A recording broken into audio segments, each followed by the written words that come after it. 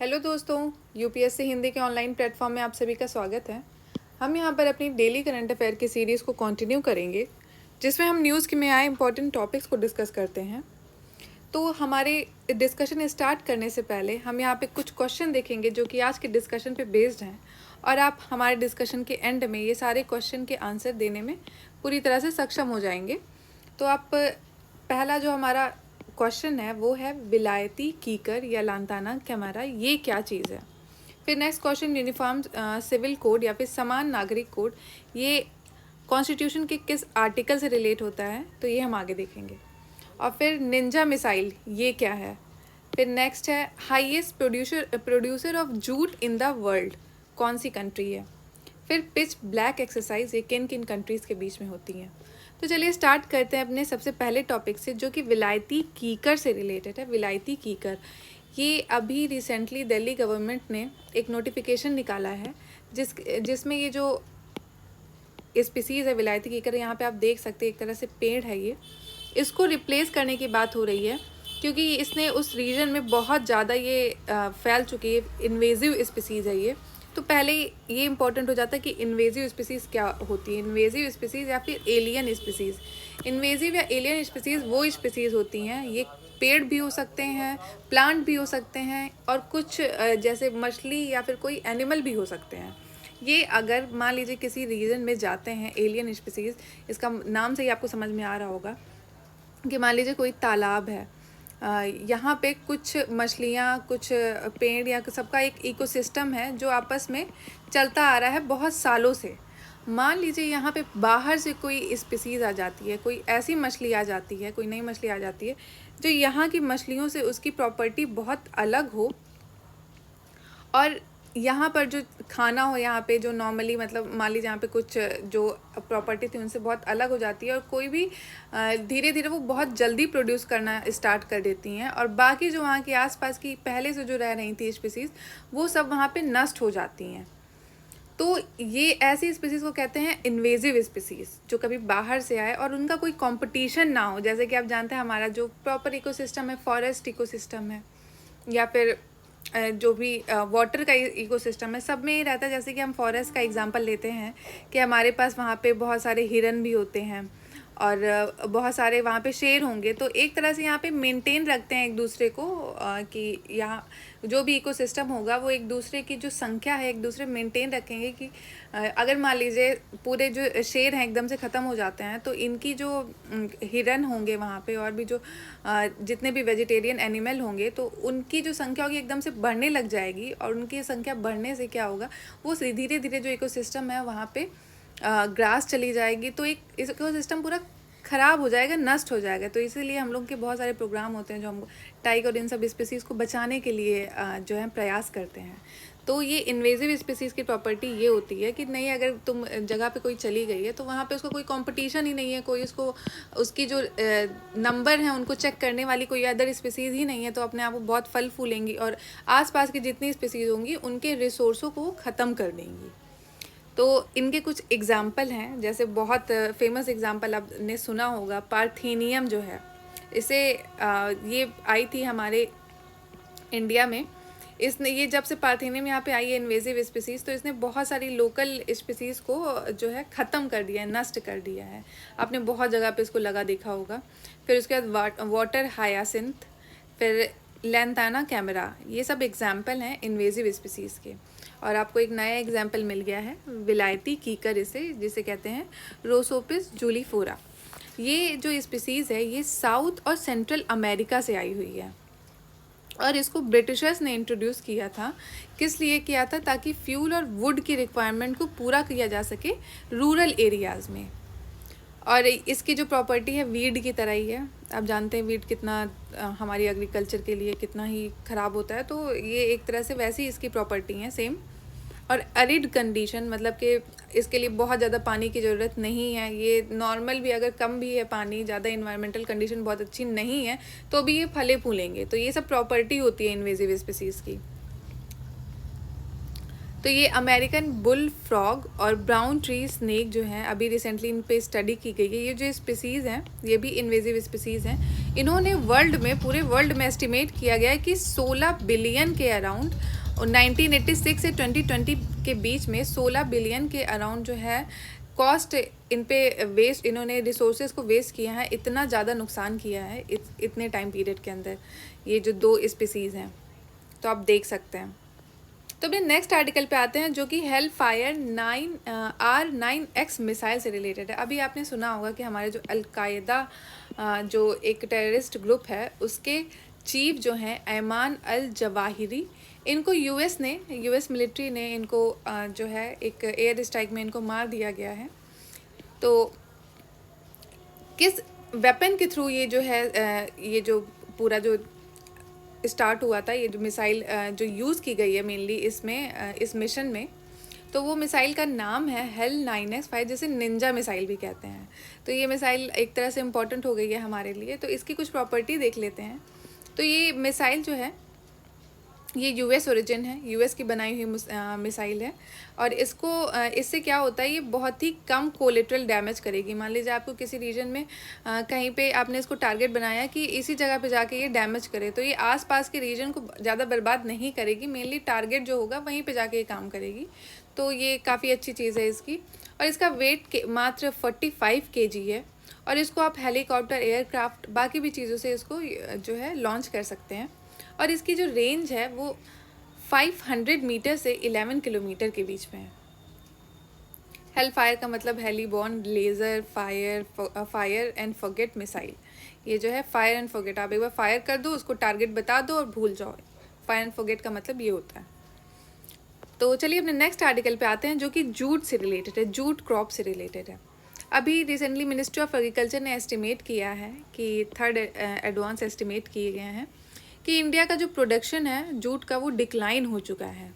1.77 million हो गया है अभी इस साल, जो कि पिछले साल 2.03 मिलियन टन था। तो आप देख सकते हैं हमारा जो जूट का प्रोडक्शन कम हुआ है, उसके पीछे कुछ कारण बताए गए हैं, जो कि कारण है कि हमारे पास मार्केट की कमी है, कि हमारे पास जूट तो है लेकिन हमें मार्केट नहीं मिल रही है जहाँ पे उसको बेचा जा सके। और फिर उसके बाद ये बताया गया है कि जो एरिया है जूट के अंदर, वो धीरे धीरे कम हो गया है। जो लोग कल्टीवेशन कर रहे थे जिस एरिया में, वो धीरे कम हो गया है अभी। और इस गवर्नमेंट का जो प्रोक्योरमेंट में थोड़ी फॉल्स है, तो जिसकी वजह से ये जो प्रोडक्शन है इसमें कमी देखी गई है। और इंफ्रास्ट्रक्चर नहीं प्रोवाइड किया गया है, जिसकी वजह से काफ़ी ये जो डिक्लाइन हो रहा है जूट क्रॉप में। तो इससे रिलेटेड, जूट से रिलेटेड फैक्ट्स हैं, जैसे कि जूट क्रॉप है, ये ह्यूमिड क्लाइमेट इसको चाहिए होता है, नमी चाहिए होती है, और टेम्परेचर जो है वो 24 से 38 डिग्री सेल्सियस होना चाहिए, और मिनिमम रेनफॉल जो है करीब 100 mm होनी चाहिए। और इसको गोल्डन फाइबर भी कहते हैं। ये देखिए गोल्डन कलर का होता है, तो इसे गोल्डन फाइबर कहते हैं, जो कि लंबा, लॉन्ग, सॉफ्ट और शाइनी नेचुरल फाइबर है। इंडिया वर्ल्ड का लार्जेस्ट प्रोड्यूसर है रॉ जूट का। देखिए हमारा क्वेश्चन भी था। तो इंडिया हमारा सबसे बड़ा प्रोड्यूसर है जूट का, बट लेकिन ये एक्सपोर्टर नहीं है, क्योंकि इंडिया ज़्यादातर जो जितना प्रोड्यूस करता है इंडिया में ज़्यादातर कंज्यूम कर लिया जा रहा है, एक्सपोर्टर ज़्यादा नहीं है। और ये वेस्ट बंगाल, उड़ीसा, असम, मेघालय, त्रिपुरा रीजन में किया जाता है इसका प्रोडक्शन प्राइमरली। और इंडिया केवल 7% जो है ग्लोबल जूट है उतना एक्सपोर्ट करता है, केवल 7% कंट्रीब्यूशन है एक्सपोर्ट में वर्ल्ड में। और बांग्लादेश सबसे बड़ा एक्सपोर्टर है, जो कि 75% के अराउंड एक्सपोर्ट करता है जूट को। तो ये कुछ स्टेप लिए गए हैं गवर्नमेंट के द्वारा जूट इंडस्ट्री को बढ़ावा देने के लिए, कि जैसे कि मैंडेटरी पैकेजिंग हो गई है जूट की। कुछ जो हमारे फूड ग्रेन्स हैं, ये इन सब में प्लास्टिक बेस्ड पैकिंग नहीं है, बल्कि 100% पैकिंग जो है जूट की गई है।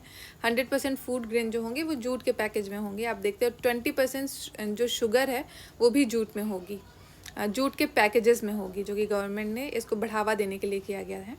और गोल्डन फाइबर रिवोल्यूशन पे जो है जोर दिया जा रहा है, ताकि जो जूट जो है और इसको प्रोड्यूस किया जा सके।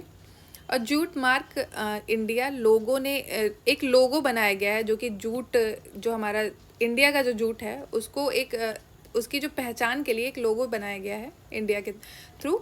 तो जितने भी हम प्रोडक्ट एक्सपोर्ट करते हैं तो उसकी ऑथेंटिसिटी रहे कि वो हमारे देश से जाया जा रहा है, तो उसका कुछ ये इसका लोगो है। और फिर उसके बाद जूट आई केयर एक ये सर्टिफाइड सीड है, जो कि जूट प्रोडक्शन में जो सीड का यूज़ होता है। तो ये जूट आई केयर ये एक साइंटिफिकली जो है इसको बनाया गया है इनको, ताकि इसकी प्रोडक्शन अच्छी रहे जूट की। तो हमारा ये जूट वाला आर्टिकल ख़त्म होता है। तो हमने नेक्स्ट आर्टिकल पे आते हैं, जो कि यूनिफॉर्म सिविल कोड से रिलेटेड है। अभी पार्लियामेंट्री पैनल ने हाईलाइट किया है। देखिए, हमारे इंडिया में जो यूनिफॉर्म सिविल कोड है, काफ़ी समय से हमेशा बात होती रहती है कि इसको लागू कर दिया जाए पूरे इंडिया में, बट इसको लागू नहीं किया जा रहा है, क्योंकि बहुत सारी दिक्कतें आती हैं जब भी लागू करने की बात होती है। अलग अलग जो रिलीजन है, रिलीजन के लोग हैं, वो लोग बोलने लग जाते हैं, इसके खिलाफ काफ़ी आवाज़ उठने लग जाती है। तो इसको अभी इम्प्लीमेंट नहीं किया जा रहा है। ये हमारे DPSP के अंदर आता है, हमारे पार्ट 4 में, कॉन्स्टिट्यूशन के पार्ट 4 में, और आर्टिकल अनुच्छेद 44।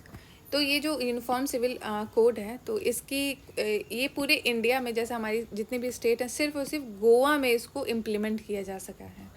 गोवा ही ऐसी जगह है जहाँ पे यूनिफॉर्म सिविल कोड है। तो अभी एक पार्लियामेंट्री पैनल बैठाया गया था यूनिफॉर्म सिविल कोड पे, ये जो गोवा का है। तो उसके कुछ प्रोविज़न जो हैं, जो गोवा के जो सिविल कोड है, उसमें कुछ कमियां हैं, तो उसको हाईलाइट किया गया है इनके द्वारा, इस पैनल के द्वारा।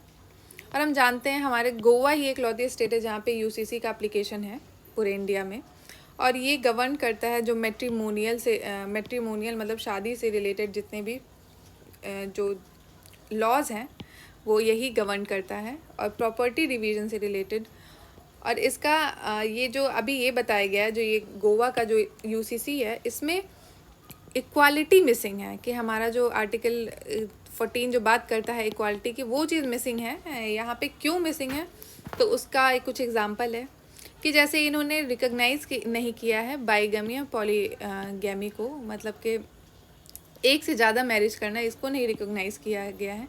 इवन मुस्लिम कम्युनिटी में भी इस चीज़ को नहीं रिकॉग्नाइज़ किया गया है। लेकिन ग्रांट दिया गया है लोगों को, कि ग्रांट ये दे दिया गया है, बल्कि हिंदुओं को भी ग्रांट नहीं मिला है, सिर्फ मुस्लिमों को और बाकी कम्युनिटी को ये एक छूट दे दी गई है बाइगमी की, कि आप दूसरी शादी कर सकते हैं या एक से ज़्यादा शादी कर सकते हैं, यदि आपकी जो वाइफ है वो बेबी, अगर बच्चा जो है वो कंसीव नहीं कर पाती है 21 साल तक की उम्र में, और आपको अगर बेटा नहीं दे पाती है 30 साल की उम्र तक, तो आप दूसरी शादी कर सकते हो, या दूसरी तीसरी जितनी भी शादी आप कर सकते हो, अगर आपकी ये कंडीशन दी गई। तो एक तरह से इक्वालिटी यहाँ पे मिसिंग है। आप बोलते रहो UCC, लेकिन आप एक पूरी तरह से उसको स्पिरिट में आप नहीं इम्प्लीमेंट कर पा रहे हो। तो ये इसके जो फॉल्ट थे, ये जो UCC जो गोवा का है, तो उसको हाईलाइट किया गया है पार्लियामेंट्री पैनल के द्वारा।